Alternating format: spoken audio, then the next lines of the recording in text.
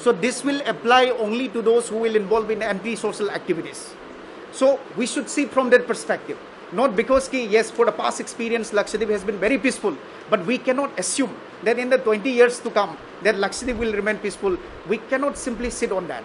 We need to prepare, because now the requirements, the perspectives, the objectives of the administration is also changing.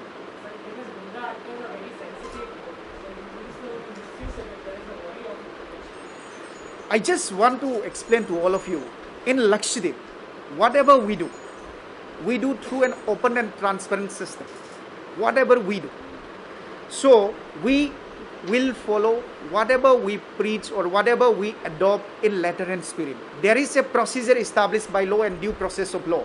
So yes, in certain sections, those who are having vested interest, those who are involved in this illegal business, yes, they are simply against this PASA, prevention of antisocial activities regulation.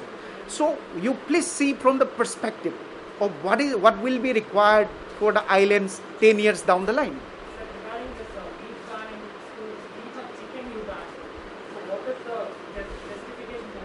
I just want to explain. In the midday meal menu, we still keep non-veg component, non-vegetarian. Like in the menu, in the midday meal menu for the schools, they can have fish, they can have egg, because considering the availability of this, because majority they do fishing, so fish is readily available, especially during monsoon time. It is very difficult to procure chicken from outside.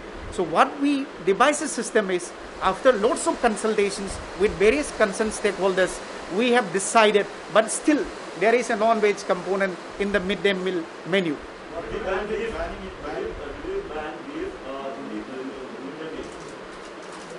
See, midday meal, yes. See, this is a policy decision. The only thing is, whatever you have, the ultimate purpose is the requirements of the children. If the requirements of the children can be met by providing fish or egg, which is readily available in the local markets, I don't see any problem there. This is a policy decision. Like suppose if a child... But if people say that it's very movement from your part. Please repeat. Very new action from the executive administration, banning non-veg food in canteen like that. That is what I am telling you. We don't ban non-veg in the menu. Still, there are non-veg components. We wanted to promote local fishermen. They want their fish to be taken by the administration. This is one way we want to promote them. We are not banning fish or we are not banning egg.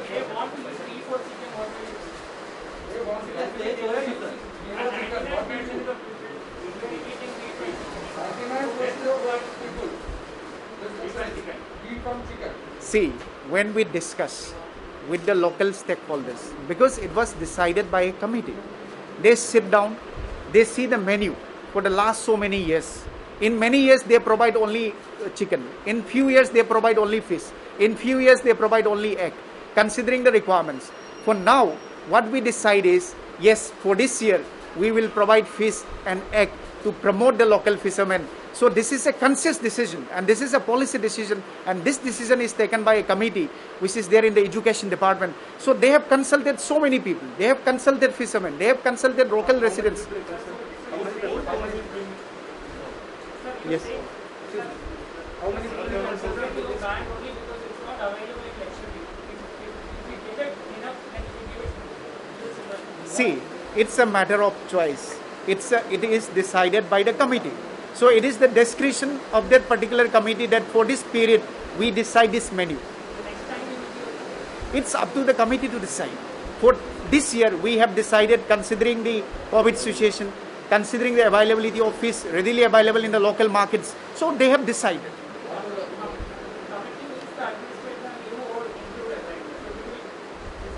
If you see, the committee is not headed by the administrator, honorable administrator, it is headed by the district collector.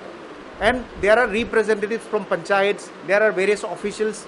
So the committee decides. Every year they decide.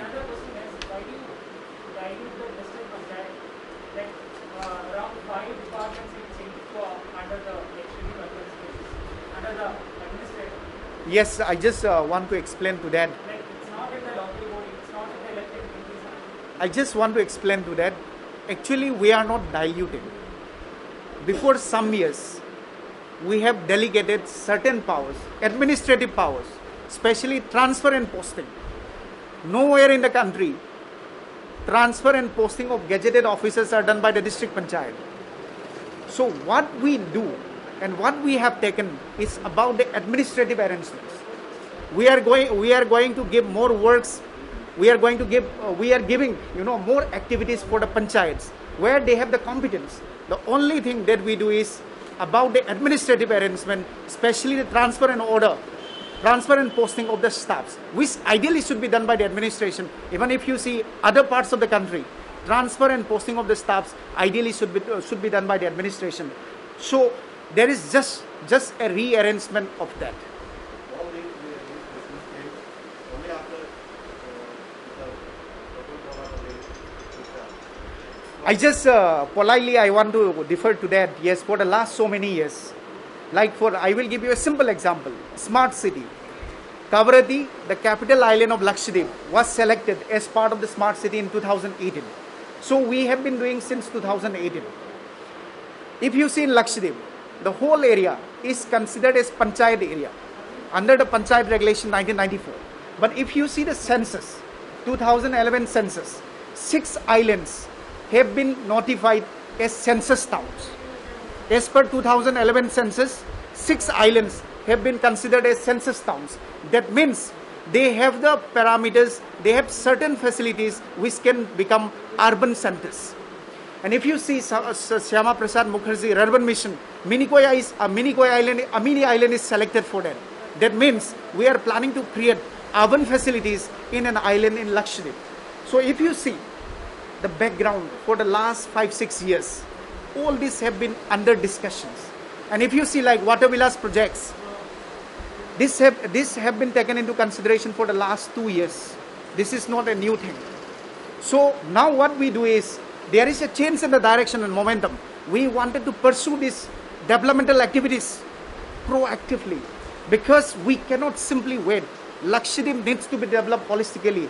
If Maldives can develop like that, why not Lakshadweep? If Kerala is developed like this, why not Lakshadweep?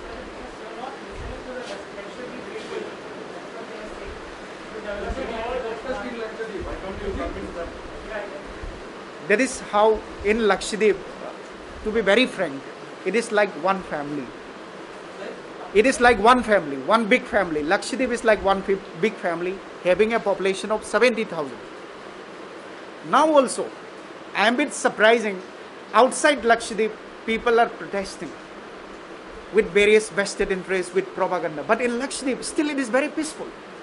And whatever we do through a democratic process. Like even for all these regulations, like suppose PASA Act, it was notified in the month of January before 5 months. We didn't notify last month or last week. So they are aware, we are in touch with them, we consult them, and there is a democratic process. Through that process, they have submitted their comments, concerns, or recommendations or suggestions. So we are always open to that. So yes. See, recently when I just want to give you the figures also. In the month of December, when we decided that we will revise the SOP as per the guidelines of Home Ministry, we have informed each and every concerned stakeholder. So we started from 20th December with the new SOP. Initially, few people, they were not happy with this decision. So till 20th December, we asked them if they have any concern, they can come forward, discuss with us. So till 20th December, there was not much an issue. But after 20th December, in the first week of January, yes, in Kavaratti Island, not in any other island, only in Kavaratti Island, people having vested interest, they come forward, they protested. And they did illegally, without our permission. So we have to take actions as per the law. But sir, today all party meeting is going in Lakshadweep. They all are going to decide the next step regarding the administrative actions in Lakshadweep. So why you said that the protest is all happening outside Lakshadweep, not in Lakshadweep? See, All parties are going to participate in the meeting except BJP. I just want to tell to all of you, when a campaign, when a misinformation campaign is happening like this, everyone has a stake. They are free to do it. India is a democratic country. Lakshadweep, yes, Lakshadweep, we have a democratic setup. They are free to do it. It is a matter of choice. But I don't want to comment on their decisions to have a all-party meeting. It is up to them to decide. More than 1 lakh people signed a petition against administrative decision, and they sent that petition to the Prime Minister. I am not very much aware of how many people have signed a petition, but to be very frank, the campaign that is happening right now doesn't represent the sentiments of the local residents. After the COVID situation, becomes, if it is improved, I will invite all of you to come to Lakshadweep on behalf of Lakshadweep administration. You can see what is happening there. What is happening there is something different from what is depicted in the media right now. When people are facing severe pandemic, this is good with government protect their welfare. But you are dismissing hundreds of contractual laborers.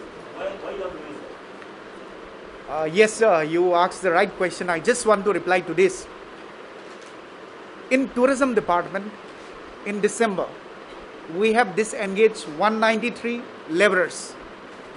They are not regular. They were not contractual. They were not even casual. They were additional laborers. In tourism, as per the activity, when more tourists come, requirement increases.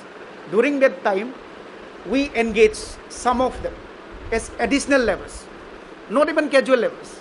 So we disengage some of them. Every year it happens. Every time it happens. It's not regular, it's not contractual, it's not casual. They were additional laborers. Every year, whenever tourism is down, it's not just about off-season. Whenever tourism is down, in the last so many years, this is a regular practice that happens. But that becomes a propaganda for so many people having vested interest. That's a separate issue. But what I say is, whoever we disengage. So suppose if the contract is for 1 year, after the expiry of the contract, obviously, if the requirement is not there, then we have to take the rightful decision. Even for this, even for 193 additional laborers, they were not even casual laborers. So one question on the SOP.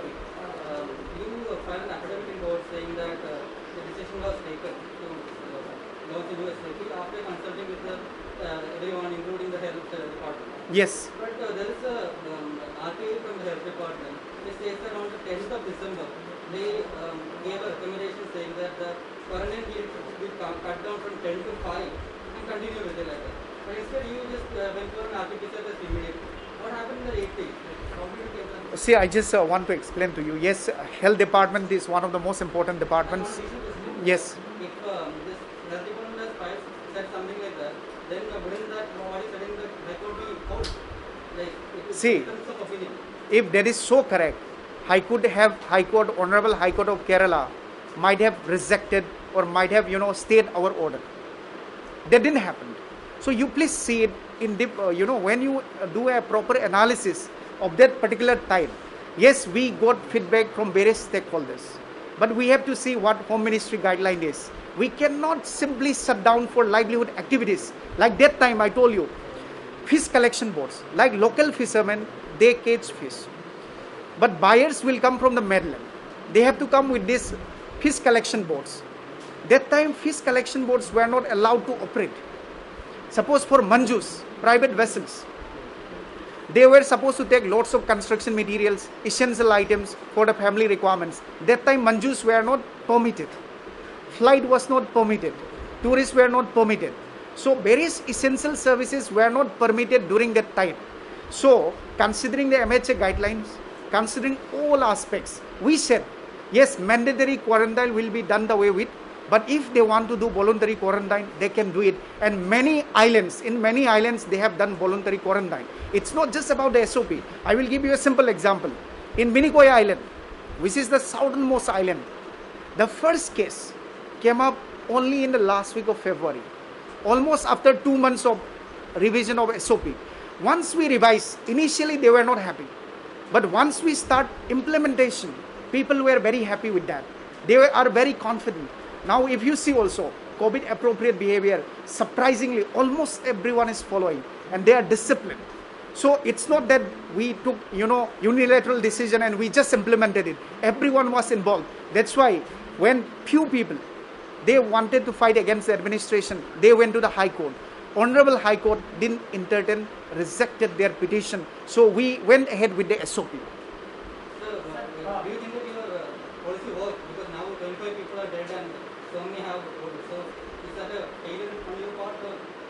Or? See, if you see the whole country in various parts, if you see even Cochin, Lakshadweep having a population of 70,000 population and 26 deaths, out of which 23 are having serious comorbid conditions and senior citizens, I don't think we made a failure in this. Even today, I told you again and again, 3,000 dedicated healthcare workers and frontline workers, they are working 24/7 to effectively manage COVID in the islands. So till yesterday, till before 1 week, everything was fine in Lakshadweep. But because of this misinformation campaign, people are not aware of what is happening in the islands. So figures speak. Please see the figures. Regarding this air evacuation, it seems the procedure now for how the doctors have to approve. So will it take a delay because there is a lack of communication in the right? How Yes. an emergency patient can take to proceed or something? I just want to tell you, see, like I will give you an example. Kavaratti Island is the capital island. Its area is 4.22 square kilometer. All the officials, like health secretary, district collector, advisor sir, all the concerned stakeholders, concerned officials, we stay at the same place. So you can reach to any official or any office within 5 minutes. There is no question of delay in our system. Is it practically possible for a serious person in an emergency situation to pass all these documents? Because unique or consent documents, is it possible for them to get all these documents within a short time? No, system is not about that. See, the patient, the doctors have the details of the patient. So doctors in charge of that particular island will inform to the director health. So it is not done by the patient. Follow-up is done by, it's like a single window clearance. Follow-up is not done by the patient, it is done through our system. So when we receive information in the director's office, director health's office, then immediately we process it. So it's not about the patients that they are facing problems. Who is supposed to put content in the documents? The doctor or the relative? Doctors will recommend. See, in each island, we have 10 islands, 10 inhabited islands. Suppose one patient becomes very serious. So if suppose one patient becomes very serious, then the doctor in charge will immediately inform director health that requires medical evacuation. So our system will be activated and immediately decision is taken. And we do medical evacuations, and there is not much an issue as on that.